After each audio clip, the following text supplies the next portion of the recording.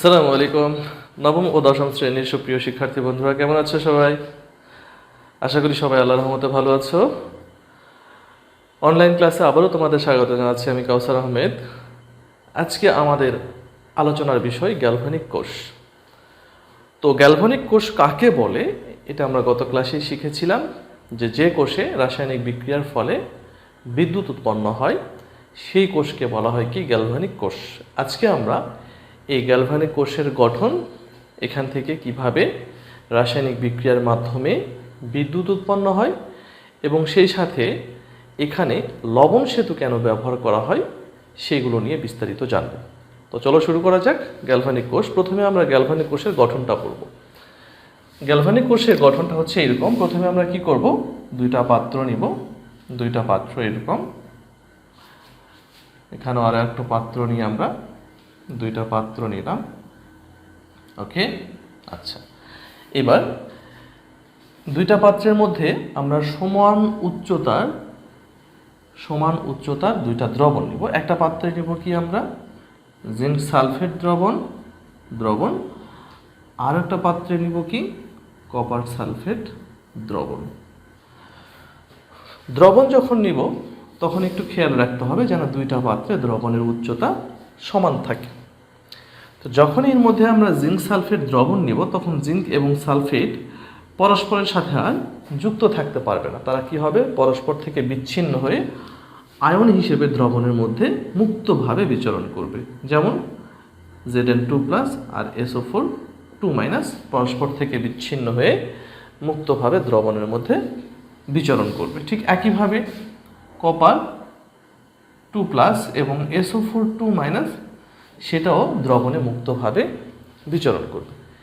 এবার আমরা কি করব, এই জিঙ্ক সালফেট দ্রবণের মধ্যে আমরা একটা জিঙ্ক দ্বন্দ্ব প্রবেশ করাবো। জিঙ্ক দ্বন্দ্ব যেটা কাজ করবে কি হিসেবে, এটা কাজ করবে অ্যানোড হিসেবে, অ্যানোড। আবার কপার সালফেট দ্রবণের মধ্যে কি করব, আমরা একটা কপার দণ্ড নিই। এটা হচ্ছে কি কপার দণ্ড, যেটা কাজ করবে কি হিসেবে, ক্যাথোড হিসেবে, ক্যাথোড। তো এখন দেখো, যদি আমরা এই জিঙ্ক দণ্ড অর্থাৎ অ্যানোড এবং ক্যাথোডকে একটা পরিবাহী তার দ্বারা যুক্ত করে দিই, তাহলেই দেখা যাবে যে এখানে বিদ্যুৎ প্রবাহিত হচ্ছে। এখন প্রশ্ন হলো যে বিদ্যুৎ যে প্রবাহিত হচ্ছে সেটা আমরা বুঝবো কিভাবে? এই জন্য কি করব, আমরা এখানে একটা বাল্ব যুক্ত করে দিব। যখন একটা বাল্ব যুক্ত করব তখন দেখা যাবে কি যে বাল্বটা জ্বলতেছে। আর বাল্ব জ্বলতেছে তার মানে অবশ্যই এখানে কি হচ্ছে, বিদ্যুৎ উৎপন্ন হচ্ছে, কারণ বিদ্যুৎ ছাড়া তো আর বাল্ব জ্বলতে পারে না। তাহলে এখানে পরিবাহী তার দিয়ে যুক্ত করে যখনই সেখানে আমরা একটা বাল্ব যুক্ত করলাম তখন বাল্বটা জ্বলে উঠলো, তার মানে এখানে বিদ্যুৎ উৎপন্ন হচ্ছে।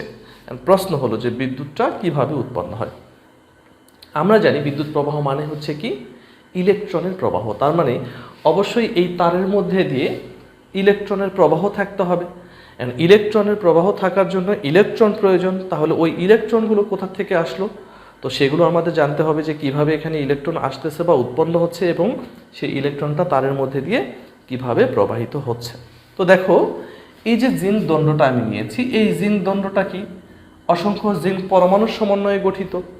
আর এই যে জিঙ্ক পরমাণুর সমন্বয়ে গঠিত জিঙ্ক দণ্ড, এখানে কি হয়, প্রথমে আমরা অ্যানোড দেখছি। দেখো, এই জিঙ্ক দণ্ডের জিঙ্ক পরমাণুগুলো কি করে, দুইটা ইলেকট্রন ছেড়ে দিয়ে তারা কিসে পরিণত হয়, Zn2+। তাহলে একটা জিনিস খেয়াল করে দেখো, জিঙ্ক Zn2+, এই দুইটা ইলেকট্রনকে ওই পাশে নিয়ে গেলে কি হবে, +2e। তারপরে একটা জিঙ্ক পরমাণু থেকে আমরা একটা জিঙ্ক আয়ন পাচ্ছি, সাথে সাথে দুইটা মুক্ত ইলেকট্রন পাচ্ছি। তাহলে এই দণ্ডের মধ্যে যে জিঙ্ক পরমাণুগুলো আছে তারা এরকম কি করে, দুইটা ইলেকট্রন ছেড়ে দিয়ে Zn2+ পরিণত হয়। আর এই ইলেকট্রনগুলো তখন কি হয়, তার বেয়ে বেয়ে কোথায় যাবে, কপার দণ্ডে যাবে। তাহলে এই তারের মধ্যে আমরা কি পাচ্ছি, ইলেকট্রনের প্রবাহ পাচ্ছি। আর ইলেকট্রনের প্রবাহ মানে কিসের প্রবাহ, বিদ্যুৎ প্রবাহ। আর এখানকার জিঙ্ক পরমাণুগুলো দুইটা ইলেকট্রন ছেড়ে দিয়ে যে জিঙ্ক আয়নে পরিণত হলো, এই জিঙ্ক আয়নগুলো তখন আর এই দণ্ডের মধ্যে থাকতে পারবে না। দণ্ড থেকে কোথায় চলে আসবে? দণ্ড থেকে দ্রবণে চলে আসবে। তাহলে দেখো, যখন এই দণ্ডের জিঙ্ক পরমাণুগুলো এরকম অনবরত ইলেকট্রন ছেড়ে দিবে, ইলেকট্রনগুলো প্রবাহিত হয়ে কপার দণ্ডে যাবে, আর এখানকার জিঙ্ক আয়নগুলো দ্রবণে চলে আসবে, তখন দ্রবণে Zn2+ এর সংখ্যা আস্তে আস্তে বাড়তে থাকবে। আবার এই পাত্রে কি হচ্ছে দেখা যাক। যখনই ইলেকট্রনগুলো কপার দণ্ডে আসলো, তো স্বাভাবিকভাবে কপার দণ্ডের ইলেকট্রন সংখ্যা বেড়ে যাবে। আর যেহেতু ইলেকট্রন ঋণাত্মক চার্জযুক্ত, যার কারণে এই কপার দণ্ডটাও তখন কি হবে? ঋণাত্মক। আর ঋণাত্মক হওয়ার জন্য সে কাকে আকর্ষণ করবে? কপার 2+ আয়নকে। তখন কপার 2+ আয়ন কপার দণ্ডে যাবে।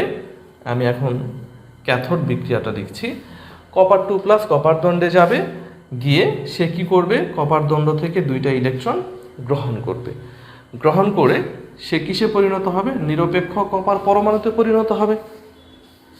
আর এই কপার পরমাণুগুলো তখন এই দণ্ডের গায়ে লেগে থাকবে। তাহলে এই দণ্ডে যখন কপার পরমাণুগুলো লেগে থাকতেছে, তখন এই দণ্ডটা আস্তে আস্তে কি হয়ে যাবে? মোটা হতে থাকবে। আর যেহেতু দ্রবণ থেকে কপার আয়নগুলো দণ্ডে গিয়ে জমা হচ্ছে ইলেকট্রন গ্রহণের মাধ্যমে, সুতরাং এই দ্রবণের মধ্যে কপার 2+ এর সংখ্যা আস্তে আস্তে কি হবে? কমতে থাকবে। তাহলে এখান থেকে আমরা কি দেখতে পেলাম? এখান থেকে আমরা দেখতে পাচ্ছি যে এই পাত্রে ধনাত্মক আয়নের সংখ্যা বাড়তেছে, আর এই পাত্রে ধনাত্মক আয়নের সংখ্যা আস্তে আস্তে কমতেছে। তাহলে এইরকম যদি চলতে থাকে, তাহলে দুইটা পাত্রেই দেখা যাবে কি যে আয়নের অসমতা। আর এরকম আয়নের যদি অসমতা থাকে, তাহলে এখান থেকে খুব বেশি সময় ধরে বিদ্যুৎ পাওয়া যাবে না। অর্থাৎ একটু পরেই কি হয়ে যাবে? বিদ্যুৎ প্রবাহ বন্ধ হয়ে যাবে। যদি এখান থেকে আমরা নিরবিচ্ছিন্ন ধরে বেশি সময় ধরে বিদ্যুৎ পেতে চাই, তাহলে দুইটা পাত্রে কি থাকতে হবে? আয়নের সমতা থাকতে হবে। আর দুইটা পাত্রে যদি আমরা আয়নের সমতা রক্ষা করতে চাই, তাহলে এখানে ধনাত্মক ঋণাত্মক সমান হতে হবে, এই পাত্রেও ধনাত্মক ঋণাত্মক সমান হতে হবে। এখন যেহেতু এই পাত্রে ধনাত্মকের সংখ্যা বাড়তেছে, তাহলে কি করতে হবে? এখানে ঋণাত্মক যোগ করতে হবে। আবার এখানে যেহেতু ধনাত্মক কমতেছে, তাহলে এখানে কি যোগ করতে হবে? ধনাত্মকটা যোগ করতে হবে। এখন এই যে ধনাত্মকটা যে যোগ করব, এই ধনাত্মকটা আমরা যোগ করব কোথা থেকে? এই জন্য কি করতে হবে? আমাদের ইউ আকৃতির একটা নল নিতে হবে। আমরা ইউ আকৃতির একটা নল নিই, এরকম ইউ আকৃতির একটা নল নিলাম। এই নলের মধ্যে আমরা একটা লবণের দ্রবণ নিব, একটা লবণের দ্রবণ নিলাম। কি লবণ? তুমি KCl দ্রবণ নিতে পারো, দ্রবণ। তো KCl এর মধ্যে কে হচ্ছে কি? প্লাস, আর Clটা কি? মাইনাস। ফলে যখনই এই দ্রবণ সহ এই নলের দুই প্রান্ত আমরা দুই পাত্রে ডুবিয়ে দিব, তখন এখানে যেহেতু ক্লোরিন মাইনাস আয়ন দরকার, অর্থাৎ ক্লোরিনটা তখন চলে আসবে কোথায়? এখানে।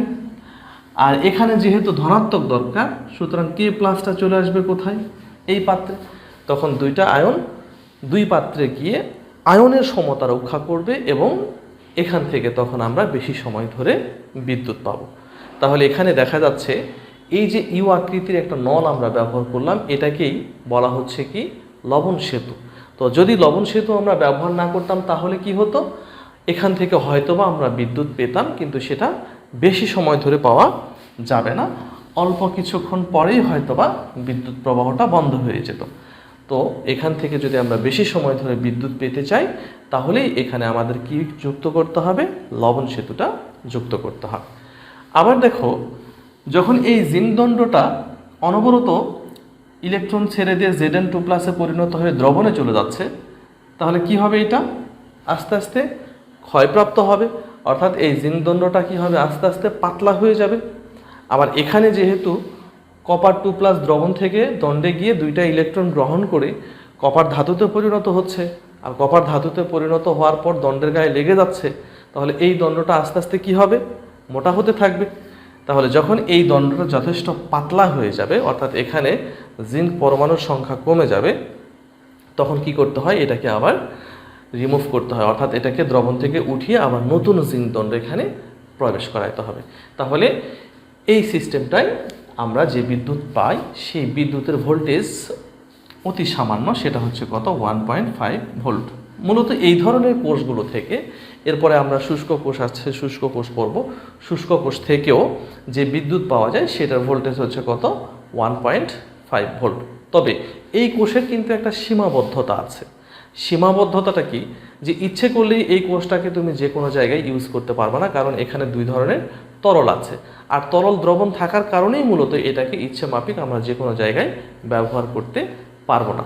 তাহলে এই অসুবিধা দূর করার জন্যই পরবর্তীতে আরও একটা কোষ আসছে, সেটাকে বলবো কি আমরা শুষ্ক কোষ।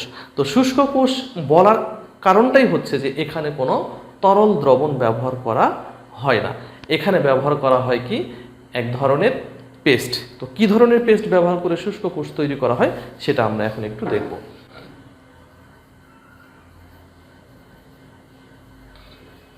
শুষ্ক কোষ, দেখো এই শুষ্ক কোষে কি করা হয়, একটা জিঙ্কের কৌটা নেওয়া হয়। কৌটা, এরকম একটা জিঙ্কের কৌটা নিব। জিঙ্কের কৌটার ভিতরের অংশটা স্বাভাবিকভাবেই ফাঁকা। তো এই জিঙ্কটা কাজ করবে কি হিসেবে, জিঙ্ক কাজ করবে অ্যানোড হিসেবে। অ্যানোড হিসেবে তো এই জিঙ্কের মধ্যে যে ভিতরে ফাঁকা জায়গাটুকু আছে, এই ফাঁকা জায়গাটুকুর মধ্যে আমরা zinc chloride, ammonium chloride, manganese dioxide, starch, এইগুলো দিয়ে কি করা হয়, একটা পেস্ট তৈরি করা হয়। এই সবগুলো দিয়ে একটা কি তৈরি করা হয়, পেস্ট। এই পেস্ট দিয়ে কি করব আমরা, এই জিঙ্কের কৌটাটা ফিল আপ করে দেব। জিঙ্কের কৌটাটা ফিল আপ করে দিলাম, ওকে, বেশ ফিল আপ করে দিলাম। এরপরে কি করব, আমরা একটা কার্বন দণ্ড নিব, এরকম কার্বন দণ্ড, যার মাথায় একটা ধাতব টুপি পরানো থাকে। এই কার্বন দণ্ডটা এখানে কাজ করে ক্যাথোড হিসেবে। তোমরা বাসায় দেখবা যে আমরা যে পেন্সিল ব্যাটারিগুলো ব্যবহার করি, যদিও আমরা বলি পেন্সিল ব্যাটারি, কিন্তু আসলে এইগুলো ব্যাটারি না, এগুলো হচ্ছে কোষ আর কয়েকটা কোষ মিলে হয় একটা ব্যাটারি। যাই হোক, তো এই ব্যাটারিগুলো যদি তুমি ভাঙতে পারো, ভাঙলে দেখবা কি যে এর ভিতরে এরকম একটা কালো রঙের দণ্ড থাকে আর কি। হ্যাঁ, ওইটাই হচ্ছে কি তোমার কার্বন দণ্ড, যেটা কাজ করে ক্যাথোড হিসেবে। এই কার্বন দণ্ডের উপরে আবার ম্যাঙ্গানিজ ডাই অক্সাইডের একটা ভারী আস্তরণ থাকে। ম্যাঙ্গানিজ ডাই অক্সাইডের একটা ভারী আস্তরণ MnO2। এরপরে কি করব, এই কার্বন দণ্ডটাকে সাবধানে আমরা এই পেস্টের মধ্যে বসিয়ে দেব। এমনভাবে বসাবো যেন সেটা জিঙ্কের কৌটাকে স্পর্শ না করে।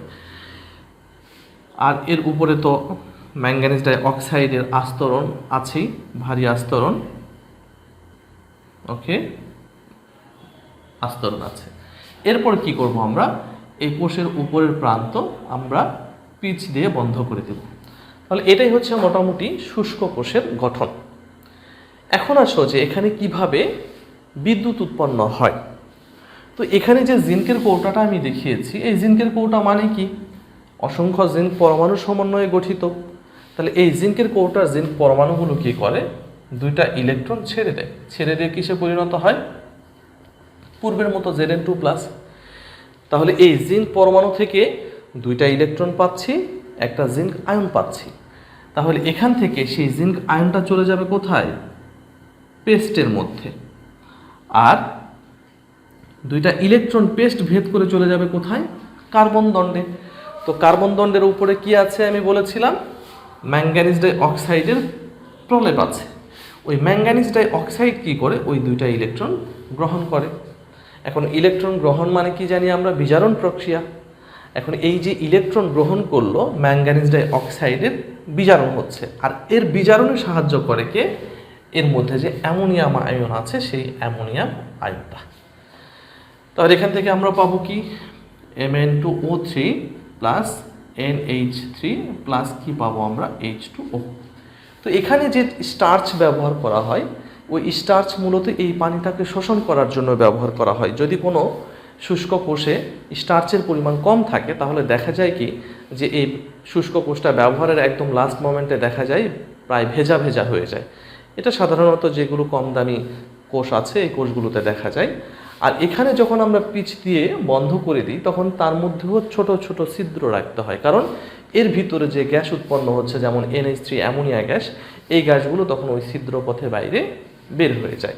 তাহলে এখন আমরা দেখব যে সার্বিক বিক্রিয়াটা কীরকম হচ্ছে। এখানে দেখো -2E + 2E কেটে যায়, তাহলে এখানে বিক্রিয়কে থাকছে Zn, তারপর NH4+, MnO2, আর উৎপাদের কি থাকছে Zn2+, তারপর Mn2O3 প্লাস NH3 প্লাস কত H2O। তাহলে এই যে এখানেও ইলেকট্রনের আদান প্রদান হলো, আর এই ইলেকট্রনের আদান প্রদানের ফলে এখানেও আমরা বিদ্যুৎ পাবো, যে বিদ্যুতের ভোল্টেজ হচ্ছে কত 1.5 ভোল্ট। তো ইচ্ছে করলে তুমি এই ভোল্টেজকে বাড়াইতে পারো, তাহলে সেই ক্ষেত্রে তোমাকে কি করতে হবে, একাধিক কোষ নিতে হবে। একাধিক কোষ নিয়ে তাদেরকে সিরিজে যুক্ত করলে তখন তোমার ভোল্টেজটা বেড়ে যাবে। যদি দুইটা যুক্ত করো তাহলে কি হবে 1.5 + 1.5, দ্যাট মিনস 3 ভোল্ট। যদি চারটা যুক্ত করো তাহলে 4.5 ভোল্ট। ছয়টা যুক্ত করলে তখন কত হবে 6 ভোল্ট। তাহলে এইভাবে ব্যাটারি বা কোষগুলোকে আমরা একটার সাথে আরেকটা যুক্ত করে এর ভোল্টেজটাকে বৃদ্ধি করতে পারি। তো যাই হোক, আশা করি তোমরা বিষয়গুলো বুঝতে পেরেছো। বাসায় তোমরা এই গ্যালভানিক কোষ এবং তোমার শুষ্ক কোষ, এই দুইটা টপিক ভালোভাবে পড়বা, এবং এই চ্যাপ্টারের মধ্যে এই দুইটা টপিক খুবই ইম্পর্টেন্ট। তো আশা করি তোমরা বাসায় স্টাডি করবা। পরবর্তী ক্লাসে পরবর্তী টপিক নিয়ে উপস্থিত হবে ইনশাআল্লাহ। ততদিন পর্যন্ত ভালো থাকো। আল্লাহ হাফেজ।